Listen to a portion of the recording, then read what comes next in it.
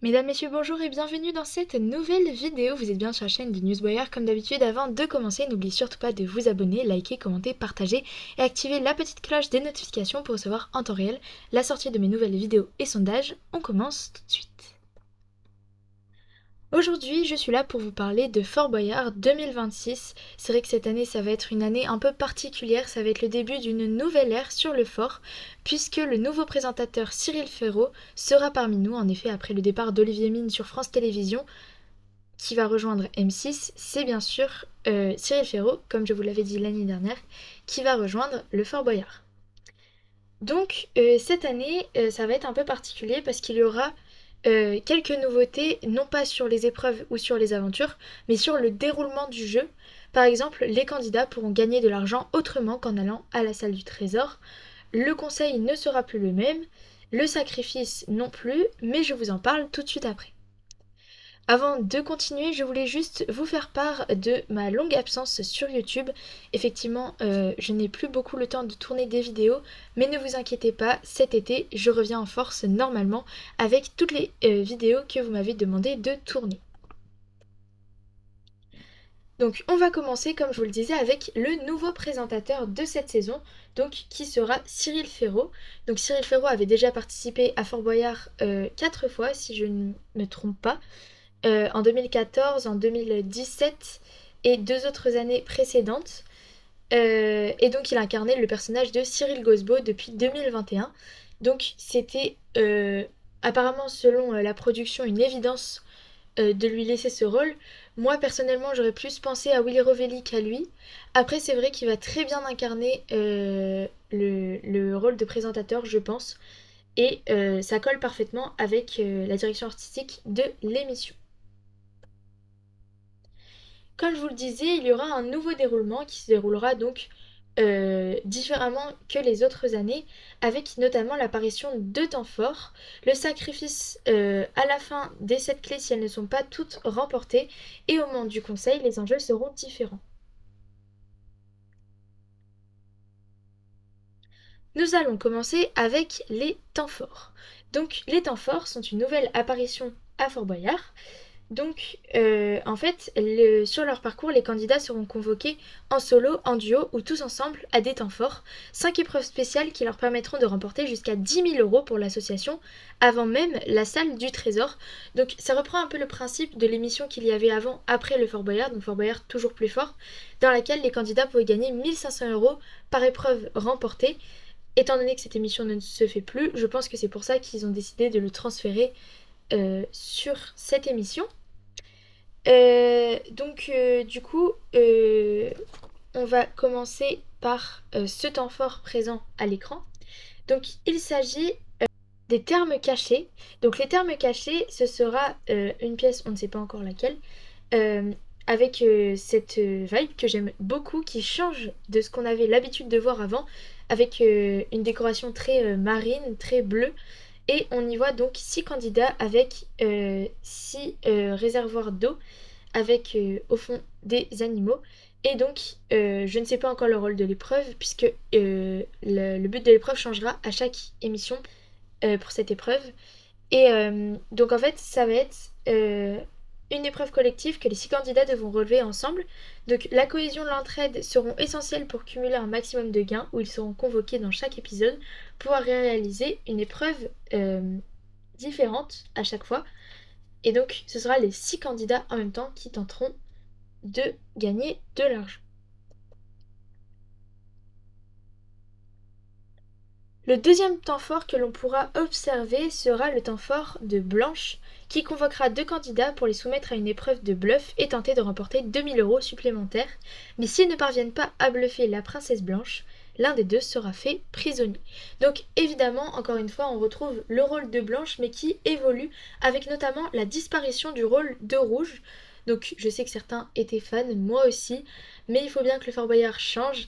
Et c'est vrai que depuis que Rouge ne faisait plus partie intégrante du parcours, mais était seulement là au moment du jugement, je trouvais qu'elle perdait un peu d'importance. Et c'était vraiment pour dire qu'elle reste là, même si elle n'avait plus vraiment grand-chose à faire sur ce tournage.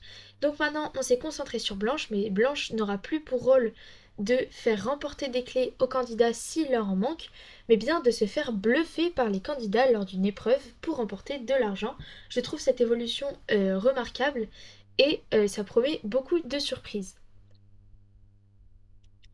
Le troisième temps fort, c'est pareil que Blanche. On va reprendre un personnage qui était déjà présent, Willy Rovelli, et la cuisine sera toujours aussi particulière, mais grande nouveauté, les candidats pourront choisir le menu.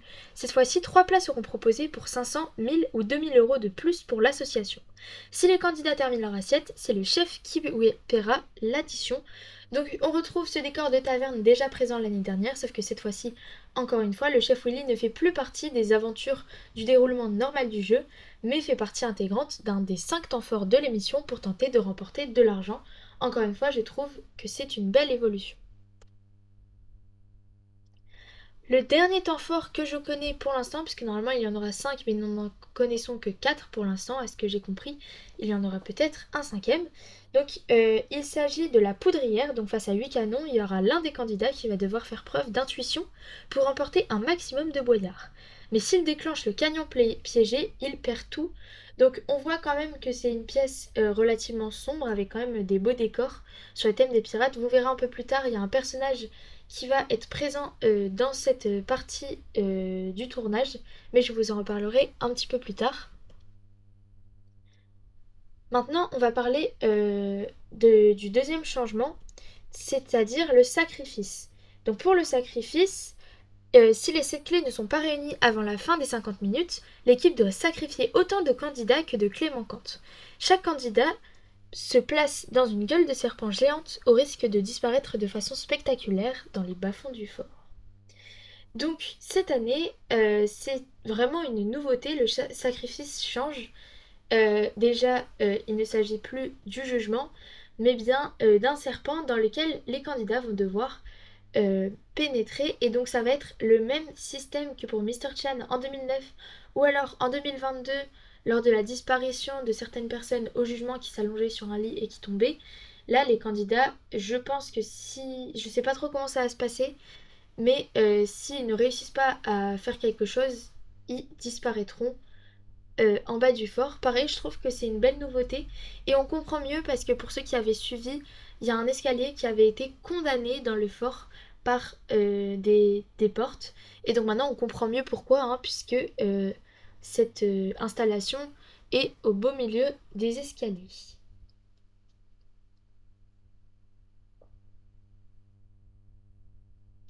Maintenant, pour le conseil, pareil, ce n'est pas une nouveauté, on va dire que c'est une reconduction, puisque dans les anciennes saisons, cette chose était déjà présente, mais à force, elle a disparu. Donc, en fait, il y a plusieurs choses. Déjà, on peut remarquer que cette année, ce sera le retour du temps représenté de façon réelle, on va dire, qui était représenté par du sable les autres années, comme on le voit sur cette photo, et ça a été le cas jusqu'en 2013-2014, avant de disparaître.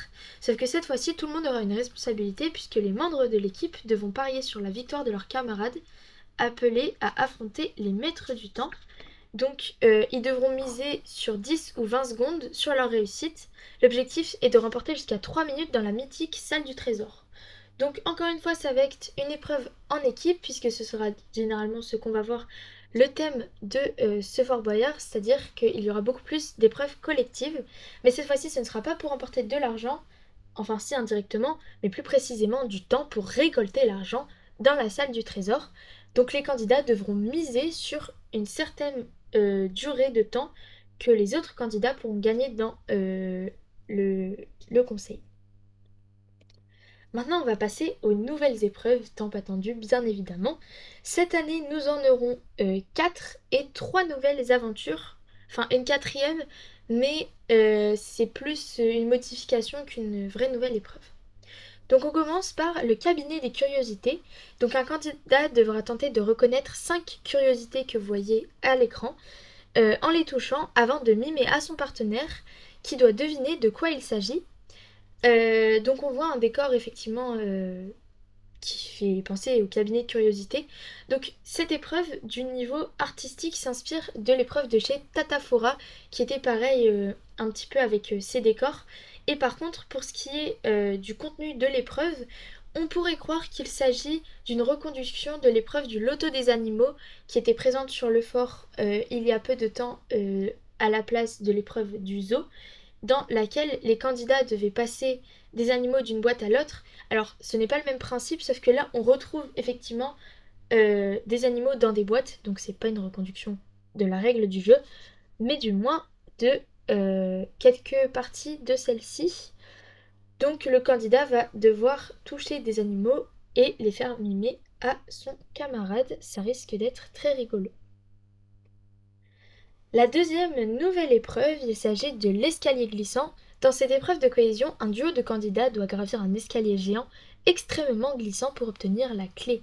Donc cette cellule, c'est la cellule 114. Donc cette épreuve va remplacer l'épreuve du flipper. Malheureusement, elle n'aura pas duré longtemps. C'est dommage parce que c'était des très belles épreuves. Malheureusement, j'ai l'impression que plus les saisons avancent, plus les nouvelles épreuves se créent, moins elles restent longtemps sur le fort. Donc c'est beaucoup de travail pour pas beaucoup d'années. Quand on voit par exemple que le muséum est là depuis le début de Fort Boyard et que c'est toujours une épreuve qui reste ici alors qu'elle n'était pas très belle, même si elle a été rénovée l'année dernière, et qu'on voit que des épreuves comme par exemple le flipper qui ont dû mettre beaucoup de temps à être réalisées, qui étaient très belles d'un point de vue du spectateur, sont très vite enlevées et très vite remplacées parce que bah, je ne sais pas pourquoi en fait, mais je trouve ça vraiment dommage.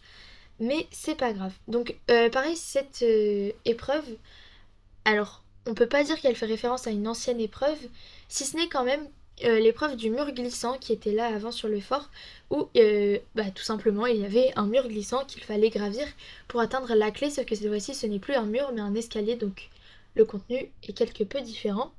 D'ailleurs, j'avais oublié de vous le préciser, mais pour le cabinet des curiosités, ça se situera cellule 219 et ça remplacera l'horlogerie. Encore une fois, une épreuve assez récente. La troisième nouvelle épreuve qui est extrêmement intrigante, c'est l'épreuve de la planche instable. Donc c'est une version revisitée de la table instable en 2000, comme vous voyez sur la photo de droite. Et donc il faudra faire preuve d'équilibre et de sang-froid pour réussir cette épreuve. Alors je trouve le décor de cette épreuve absolument magnifique, ça change de ce qu'on peut voir d'habitude, avec toute cette verdure et ces animaux, franchement, plus la fumée, je trouve que ça rend vraiment très très bien. J'ai hâte de voir en quoi consiste cette épreuve, mais franchement, je suis fan du décor. Et donc, cette cellule, c'est la cellule 209. Et la cellule 209, c'était la cellule dans laquelle se déroulaient les parties intermédiaires du chasseur. Et donc, justement, en parlant du chasseur, il disparaîtra totalement cette saison pour laisser place donc au temps fort qui était déjà présent un petit peu l'année dernière avec les, les apparitions des personnages comme la bohémienne pour emporter de l'argent, mais encore une fois, c'était fait de façon très subtile et ça ne... c'était vraiment là de façon éphémère, donc les candidats et les spectateurs se lassaient un peu de ce contenu éphémère. C'est pour ça que maintenant, ils ont vraiment changé pour toutes les équipes de la même façon le fonctionnement du jeu et non pas un nouveau fonctionnement à chaque équipe.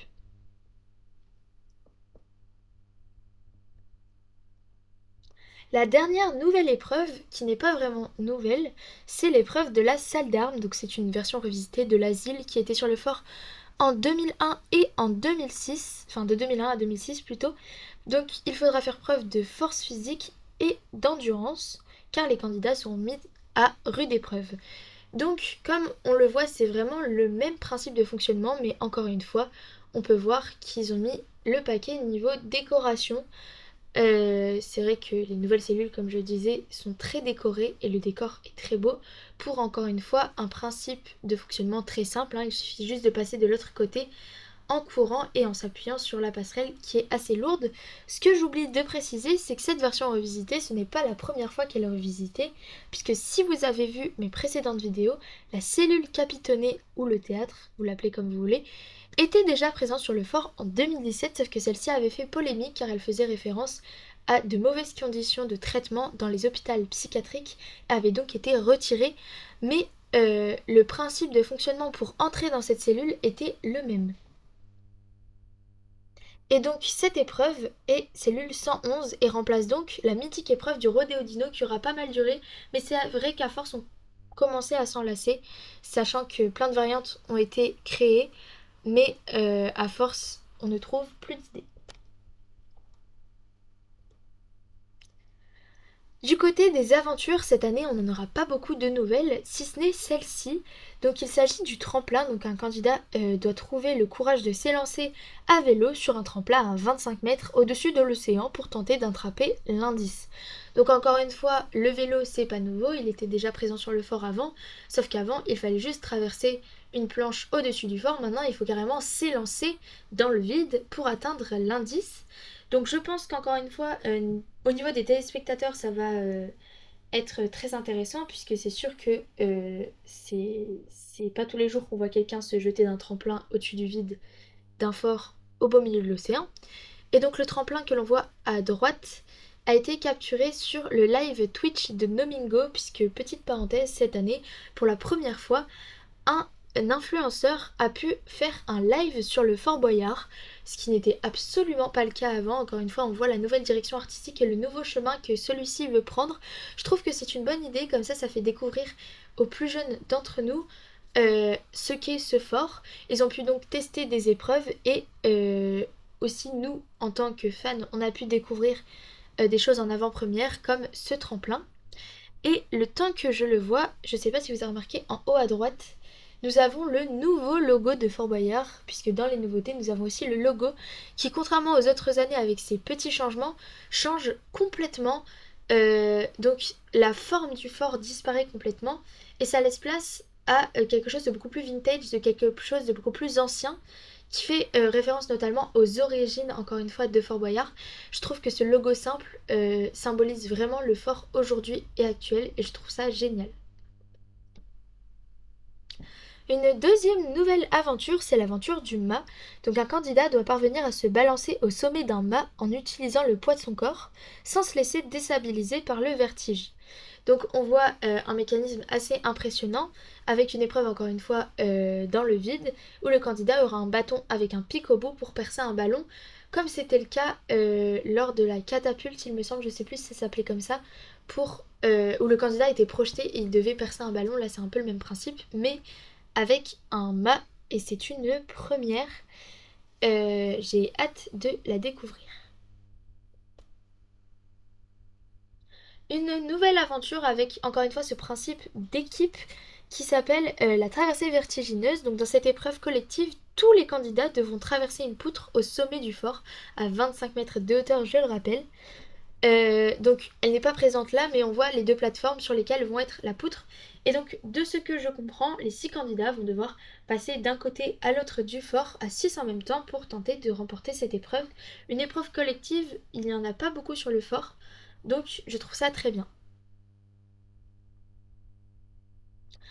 Du côté des modifications, je vais commencer pas par celles que vous voyez à l'écran, mais les autres modifications probables. Il y en aura une au métro, mais on ne sait pas encore laquelle, on sait juste que sûrement le parcours sera un petit peu différent. Et aussi dans l'épreuve du laboratoire, où il devrait y avoir pas mal de modifications. Au niveau des modifications visuelles que nous avons pour l'instant, nous avons la tête chercheuse qui deviendra maintenant la tête voyageuse. Donc c'est une revisite de la tête chercheuse entre 1996 et 2025, où la tête des candidats voyagera désormais dans des boîtes aux couleurs des lieux les plus mythiques de la planète. C'est vrai que cette épreuve est restée très longtemps sur le fort. Et franchement, je ne sais pas vous, mais moi je m'en suis très vite lassée, j'en ne pouvais plus.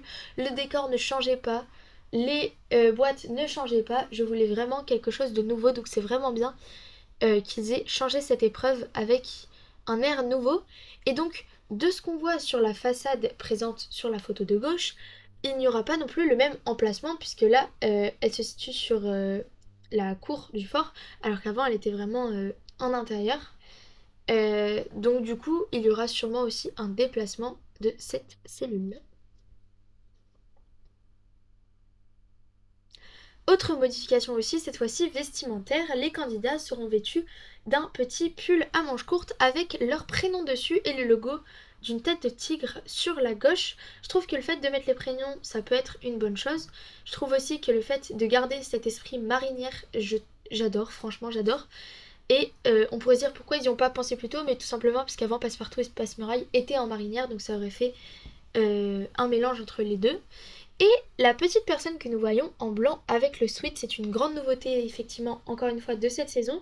C'est un anonyme qui va aider l'équipe de célébrités à relever les défis du fort, puisque cette année dans chaque équipe il y aura un anonyme. D'ailleurs si vous voulez candidater pour la saison 2027, sachez que c'est possible. Rendez-vous sur le site france.tv, vous cliquez sur le casting et vous allez accéder au mail pour le casting de 2027, sachant que pour cette année ça a été un peu particulier, il s'agissait d'un accord avec Intermarché dans lequel les anonymes pouvaient participer à un jeu concours grâce à Intermarché et donc il a été l'un des gagnants. Les nouveaux personnages, il n'y en aura que deux. Ce premier nouveau personnage, il s'agit de l'amiral. Donc c'est un descendant d'un amiral napoléonien qui attend les candidats avec impatience dans la poudrière du fort. Comme je vous le disais, c'est lui qui sera dans la cellule de la poudrière. Donc je ne sais pas encore son rôle précis, mais en tout cas ça fait un beau personnage en plus. Et le deuxième personnage qui a moins d'importance, il s'agit du maître de Blanche. Donc il viendra convoquer les candidats et les accueillir chez Blanche tout simplement. Sûrement en interrompant le cours normal du jeu et en venant le chercher comme le faisaient les chasseurs à l'époque. Je trouve aussi cette nouveauté pas mal dans le sens où les maîtres du temps sont là depuis 1990. Un petit peu de renouveau, ça ne leur fait pas de mal, donc je trouve que ce costume lui va à ravir.